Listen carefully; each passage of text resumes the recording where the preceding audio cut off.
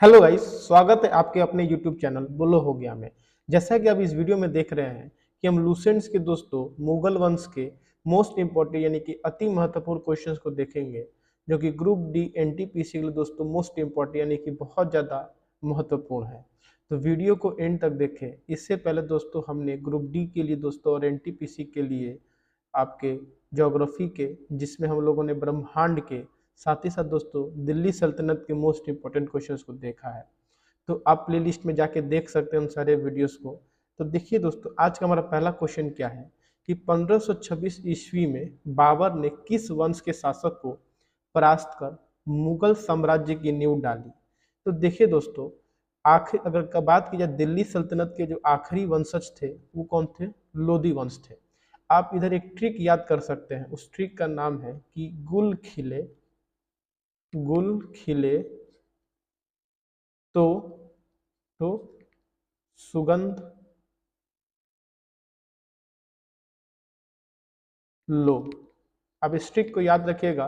तो दिल्ली सल्तनत के जो वंशज, जो टोटल लाइन्स हैं आपको याद रखें, जिसमें गुल का मतलब हुआ गुलाम वंश। ठीक है, गुल का मतलब क्या हुआ? गुलाम वंश। खिल का मतलब हुआ खिलजी, और तो का मतलब तुगलक हुआ, और सु मतलब हो गया सैयद, और लो का मतलब हो गया लोधी। तो दिल्ली सल्तनत की आखिरी वंशज को बाबर हरा कर क्या करता है? मुगल वंशज की स्थापना करता है। तो देखिए, तो अगर लौ का मतलब क्या हो गया? लोधी हो गया। यानी बाबर ने 1526 ईस्वी में किसे हरा कर मुगल साम्राज्य की नींव डाली थी? तो देखिए, लोधी वंश। ठीक है ना। लोधी वंश के आखिरी जो शासक थे उनका नाम था इब्राहिम लोधी। ठीक है ना, उनका नाम था इब्राहिम लोधी। आप इस नाम को याद रखिएगा। इन्हीं को पानीपत की पहली लड़ाई में हरा कर उनको क्या करते हैं? परास्त कर देते हैं, और मुगल वंशज की क्या करते हैं? स्थापना करते हैं। ठीक है। दूसरा क्वेश्चन क्या है कि पानीपत का प्रथम युद्ध कब हुआ? तो इसका राइट आंसर देखिए दोस्तों क्या हो जाएगा? 21 अप्रैल 1526। देखिए, मेन डेट आप इसको, आप सन को याद रखिए, साथ ही 21 अप्रैल आप क्या कीजिएगा? याद रखिएगा, आपको अच्छे से याद रहने वाला। ठीक है ना, 21 अप्रैल 1526 को। ठीक है। नेक्स्ट क्वेश्चन की तरफ बढ़ेंगे दोस्तों। नेक्स्ट क्वेश्चन है कि बाबर ने प्रसिद्ध तुलुगमा नीति का प्रयोग सर्वप्रथम किस युद्ध में किया था? तो इसका राइट आंसर क्या हो जाएगा? पानीपत के प्रथम युद्ध में। अब देखिए, तुलुगमा नीति मतलब क्या होता है कि अपने दुश्मन को चारों तरफ से घेर लेना। ठीक है ना, इस युद्ध नीति को क्या कहते हैं? तुलगमा नीति कहते हैं। और सर्वप्रथम बाबर ने इस नीति का इस्तेमाल कहाँ किया था? तो पानीपत के प्रथम युद्ध में किया था। ठीक है। नेक्स्ट क्वेश्चन की तरफ चलेंगे। किस युद्ध में जीतने के उपरांत बाबर ने खजाने का मुंह अमीरों, सगे संबंधियों आदि के लिए खोल दिए, और इस उदारता के लिए उसे कलंदर, किसकी उपाधि दी गई? कलंदर की उपाधि दी गई। तो इसका राइट आंसर क्या हो जाएगा? ए, पानीपत का प्रथम युद्ध यानी 1526। यानी अभी तक के जो सारे क्वेश्चन थे वो बाबर के ऊपर थे। तो देखिए, इसमें बहुत क्वेश्चन बनते हैं कि पहली बात, कलंदर की उपाधि किसे दी गई थी? तो कलंदर की उपाधि आपको बाबर के ही दी गई थी। ठीक है। नेक्स्ट क्वेश्चन क्या है कि भारत में ग्रांड ट्रंक रोड, ठीक है ना, भारत में ग्रांड ट्रंक रोड किसने बनवाई थी? तो इसका राइट आंसर क्या हो जाएगा? बी, शेर शाह सूरी ने।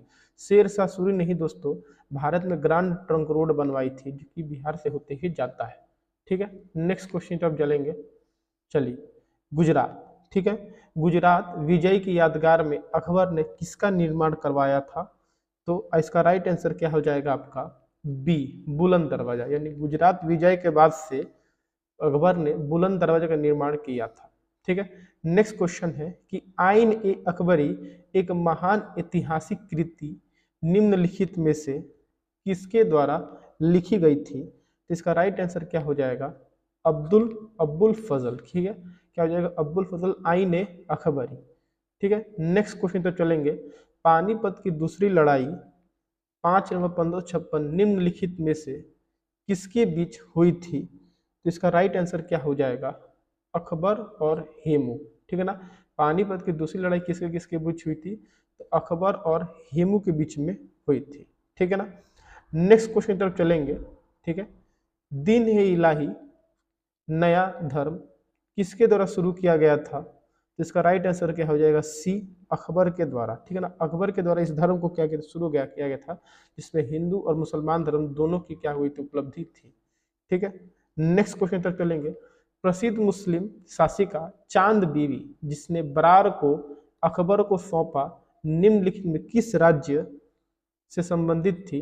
तो आपका सी, अहमदनगर। कहाँ से संबंधित थी? तो अहमदनगर से संबंधित थी। ठीक है, नेक्स्ट क्वेश्चन चलेंगे। ठीक है, मुगल प्रशासन व्यवस्था में मनसबदारी प्रणाली को किसने प्रारंभ किया? तो इसका राइट आंसर क्या हो जाएगा आपका, अकबर। मनसबदारी जो सिस्टम था, मनसबदारी प्रणाली, इसकी शुरुआत की थी अकबर। नेक्स्ट क्वेश्चन है, 12 नंबर क्वेश्चन है। अपने काल का महान संगीतज्ञ तानसेन किसके दरबार में था? तो देखिए इसका राइट आंसर क्या हो जाएगा, अकबर। तानसेन किसके दरबार का था? अकबर का था। बीरबल भी नवरत्नों में से एक थे, कहाँ? अकबर के ही दरबार में थे। ठीक है, नेक्स्ट क्वेश्चन है, मुगल काल की राजभाषा कौन थी? ठीक है ना, तो इसका राइट आंसर क्या हो जाएगा, फारसी। ठीक है ना, उर्दू, हिंदी, अरबी नहीं, क्या थी? फारसी थी मुगल काल की राजभाषा। नेक्स्ट क्वेश्चन चलेंगे, सती प्रथा को भर्त्सना करने वाला मुगल सम्राट था? तो इसका राइट आंसर क्या हो जाएगा, सी, अकबर। यानी कि सती प्रथा पे रोक लगाने वाला कोई मुगल सम्राट था, तो कौन था? अकबर था। ठीक है, नेक्स्ट क्वेश्चन की तरफ चलेंगे। किस युद्ध से भारत में मुगल राज्य की नींव पड़ी? तो इसका राइट आंसर क्या हो जाएगा, पानीपत का प्रथम युद्ध। अभी हमने पढ़ा था, जो कि बाबर और आपके इब्राहिम लोदी के बीच में हुआ था, तो सन 21 अप्रैल 1526 को। ठीक है, नेक्स्ट क्वेश्चन है, मुगल चित्रकारी किसके शासनकाल में प्रकाष्ठा या चरमोत्कर्ष प्राप्त किया? तो इसका राइट आंसर क्या हो जाएगा, जहांगीर। ठीक है ना, मतलब चित्रकारी का जो सबसे मतलब कहा जाता है, कहा जाने वाला सबसे बेहतरीन समय जहांगीर के समय को कहा जाता है। ठीक है, नेक्स्ट क्वेश्चन तरफ चलते हैं। निम्नलिखित में से किसने अकबर की जीवन कथा लिखी थी? इसका राइट आंसर क्या हो जाएगा, अब्बुल फजल। ठीक है ना, अब्बुल फजल ने लिखी थी। किस मुगल शासक ने भारत की वनस्पतियों और प्राणी जगत, ऋतुओं और फलों को विशद विवरण अपनी दैनंदिनी डायरी में दिया था? इसका राइट आंसर क्या हो जाएगा, सी, बाबर। ठीक है ना, नेक्स्ट क्वेश्चन है, शेर शाह की महानता का द्योतक क्या है? ठीक है, सी, प्रशासनिक सुधार। चलिए, नेक्स्ट क्वेश्चन है, हुमायूंनामा किसने लिखा था? तो हुमायूंनामा किसके बारे में? हुमायूं के बारे में है। इसको लिखा था गुलबदन बेगम ने। ठीक है ना, गुलबदन बेगम ने हुमायूंनामा लिखा था। अब देखिए, अकबर के शासन में महाभारत का फारसी भाषा में अनुवाद किया गया, वह किस नाम से जाना जाता है? तो उसको रजमनमा क्या कहते हैं, रजमनमा कहते हैं। इसीलिए महाभारत को फारसी भाषा में क्या किया था, अनुवाद किया था। ठीक है ना, वीडियो को लाइक करें, नए हैं तो चैनल को सब्सक्राइब करें। नेक्स्ट क्वेश्चन है, किस मुगल सम्राट ने सैयद भाइयों को गिराया? तो अभी हमने पढ़ा था, देखिए दोस्तों, क्या मोहम्मद शाह। किसने किया था? मोहम्मद शाह ने किया था। ठीक है, नेक्स्ट क्वेश्चन है, निम्नलिखित में से कौन अंतिम मुगल सम्राट थे? तो अंतिम मुगल सम्राट जो थे वो थे बहादुर शाह टू। ठीक है ना, बहादुर शाह टू जो थे हमारे अंतिम मुगल सम्राट थे। ठीक है, नेक्स्ट क्वेश्चन तरफ चलेंगे। अकबर के शासनकाल में भू राजस्व सुधारों के लिए कौन उत्तरदायी था? तो इसका राइट आंसर क्या हो जाएगा, टोडरमल। यानी अकबर के शासनकाल में भू राजस्व यानी कि भूमि से जो कर लिया जाता था, उसमें सुधारों के लिए कौन उत्तरदायी था? तो टोडरमल थे। अगला क्वेश्चन है, अकबर द्वारा बनवाए गए उपासना भवन पूजा गृह का क्या नाम था? तो उसका नाम था इबादत खाना। क्या नाम था? इबादत खाना, जो कि अकबर के द्वारा बनवाया गया था। ठीक है, चलिए नेक्स्ट क्वेश्चन है, सुप्रसिद्ध संगीतज्ञ तानसेन और बैजू बावड़ा किसके शासनकाल में सुविख्यात थे? तो अभी हमने पढ़ा था दोस्तों, क्या? अकबर। ठीक है ना, अकबर के शासनकाल में। अगला क्वेश्चन है, रामचरितमानस के लेखक तुलसीदास किसके शासनकाल से संबंधित थे? तो वो अकबर के शासनकाल में क्या थे? उसी समय थे, उसी से संबंधित थे। नेक्स्ट क्वेश्चन है, किस युद्ध में बाबर ने जिहाद यानी कि धर्म युद्ध का नारा दिया, तमगा नामक कर को समाप्त किया और युद्ध जीतने के उपरांत गाजी यानी कि धर्म योद्धा की उपाधि धारण की? तो खानवा के युद्ध में। किसके युद्ध में? खानवा के युद्ध में जिहाद का नारा दिया, तमगा नामक कर को समाप्त किया और अपने आप को गाजी की उपाधि दी थी। तो खानवा के युद्ध में क्या हो जाएगा? राइट आंसर हो जाएगा।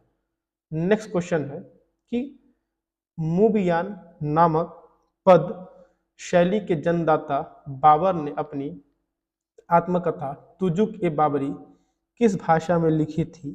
तो इसका राइट आंसर क्या हो जाएगा? तुर्की में। ठीक है ना, मतलब अपनी जो आत्मकथा तुजुक ए बाबरी जो थी उसको उसने किस भाषा में लिखा था? तो तुर्की भाषा में लिखा था। ठीक है। नेक्स्ट क्वेश्चन है, बाबर मूल रूप से कहाँ का शासक था? तो बाबर जो था मूल रूप से फरगना का शासक था। कहाँ था? फरगना का शासक। फिर 1526 में भारत आता है और पानीपत के पहले लड़ाई में लोदी वंश के आखिरी शासक इब्राहिम लोदी को हराकर मुगल वंश की क्या करता है? स्थापना करता है। नेक्स्ट क्वेश्चन तरफ चलेंगे कि बाबर को भारत पर आक्रमण करने के लिए आमंत्रित करने वाले में कौन शामिल नहीं था? कौन शामिल नहीं था? तो देखिए, पंजाब का सूबेदार दौलत खां लोदी व उसका पुत्र दिलवार खां लोदी ये शामिल था। इब्राहिम लोदी का चाचा आलम खां लोदी, मेवाड़ का शासक राणा संगा, इसमें शामिल जो था वो कौन नहीं था? तो आपका डी चंदेरी के शासक मेदिनी राय, ये बस शामिल नहीं थे। बाकी इन तीनों ने क्या किया था? आमंत्रित किया था कि आप कृपया करके आए, इब्राहिम लोदी को हरा के यहाँ से चले जाएं। लेकिन बाबर ने क्या किया? यहाँ पे रुकने का ठान लिया और मुगल वंश की क्या की स्थापना की। ठीक है। नेक्स्ट क्वेश्चन है कि मुगल साम्राज्य के दृढ़ीकरण के दृष्टिकोण से सबसे निर्णायक युद्ध था। तो जो सबसे निर्णायक युद्ध था वो कौन था? खानवा का युद्ध, जो कि अकबर ने लड़ा था।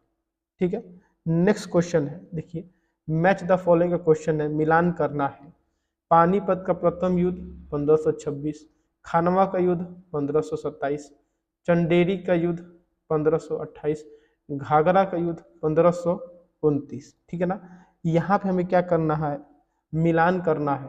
तो देखिए, पानीपत का जो प्रथम युद्ध है वो कब लड़ा गया था? 1526 में लड़ा गया था।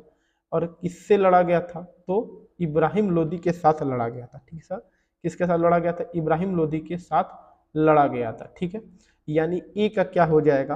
पहला। ए का पहला। देखिए कहाँ का, देखिए ए का इसमें दिया है। ठीक है ना, ए का दिया है पहला। ठीक है। चलिए, खानवा का युद्ध 1527, इसका मिलान किसके साथ होगा? तो बी राणा संगा। किसके साथ? राणा संगा के साथ। ठीक है। फिर चंदेरी का युद्ध 1528 किसके साथ होगा? मेदिनी राय। ठीक है ना, किसके साथ? तीसरा। और घाघरा का युद्ध 15 क्या होगा? अखबानों के विरुद्ध महमूद लोदी के विरुद्ध क्या किया गया था? किया गया था। ठीक है ना। नेक्स्ट क्वेश्चन है, किसने मुगल साम्राज्य की राजधानी को आगरा से दिल्ली स्थानांतरित किया था? तो किसने किया था? शाहजहां ने। किसने किया था? शाहजहां ने मुगल साम्राज्य की राजधानी आगरा से दिल्ली स्थानांतरित की। अगला क्वेश्चन है, अकबर के युवावस्था में उसका संरक्षक कौन था? तो बैरम खान। कौन था? बैरम खान। क्योंकि होता क्या कि हुमायूं की मृत्यु बहुत ही जल्द हो जाती है, उस समय अकबर बहुत छोटे थे। तो जब छोटे थे उनके संरक्षक कौन थे? तो बैरम खान थे। कौन थे? बैरम खान। ठीक है। चलिए, वीडियो अच्छा लगा हो तो लाइक करें, नए हैं तो चैनल को सब्सक्राइब करें। ऐसी वीडियोस के लिए दोस्तों सब्सक्राइब जरूर करें और शेयर करना ना भूलें। मिलते हैं अपने अगले वीडियो में, तब तक के लिए जय हिंद, जय भारत।